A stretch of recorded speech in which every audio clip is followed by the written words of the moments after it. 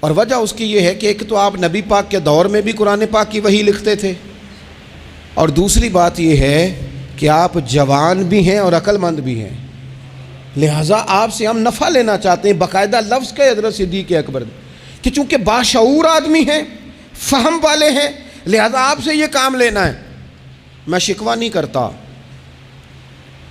لیکن میں کو ذمہ داری سے کہتا ہوں، میں قائل نہیں ہوں بچوں کو ڈنڈے مار کے پڑھایا جائے۔ ڈنڈے مار کے جب آپ پڑھاتے ہیں تو آپ خوف کے سائے میں تعلیم دے رہے ہیں، آپ سے لوگ ڈر رہے ہیں، گھبرا کر تعلیم دی جا رہی ہے۔ وہ کیا اس سے سیکھے گا جس نے خوف کے عالم میں سبق یاد کیا؟ بچہ استاد صاحب کے سامنے کھڑا ہے تو وہ تھر تھر کانپ رہا ہے، اسے جو یاد ہے بیچارے کو وہ بھی بھول گئے ہیں۔ اور یہ کام مدرسوں سے زیادہ اسکولوں میں ہوتا ہے، اسکولوں میں زیادہ ہوتا ہے۔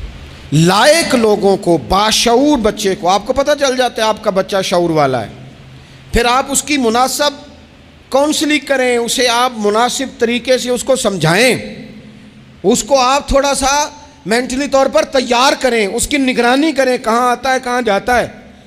پھر آپ جب کسی ادارے میں داخل کرائیں تو پھر باقاعدہ اس کی رپورٹ لیں، پتہ کریں۔ ہفتوں سالوں بیت جاتے ہیں، کوئی پوچھنے نہیں آتا ہمارا بچہ کیا پڑھ رہا ہے، تو بچہ پھر من مانی کرے گا۔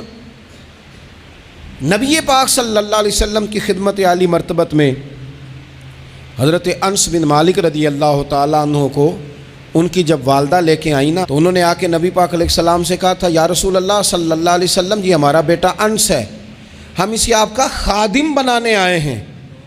حضور اس میں دو خوبیاں ہیں، ایک تو جوان ہے اور دوسرا حضور بڑی سمجھ بوجھ رکھنے والا ہے، یہ باشعور ہے، آپ کی خدمت کرے گا۔ خدمت کے لیے بھی بچہ دیا، خدمت کے لیے۔ حضرت انس بن مالک حضور کی خدمت کرتے رہے، ڈیوٹی کرتے تھے۔ وہ نبی پاک کے گھر میں چھوٹے تھے، کام کاج کرتے تھے، حضور کسی کو بلانے بھیج دیتے، ازواج مطہرات کوئی کام کر دیتی۔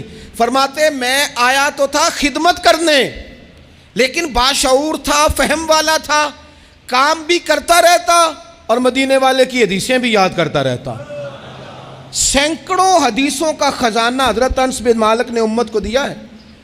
وہ کام کرتے تھے لیکن باشعور تھے نا، تو اپنے شعور کی بلندی کی بنیاد پر کام کرتے کرتے انہوں نے دین سیکھ لیا اور سیکھ کر امت کو اتنا بڑا خزانہ دیا۔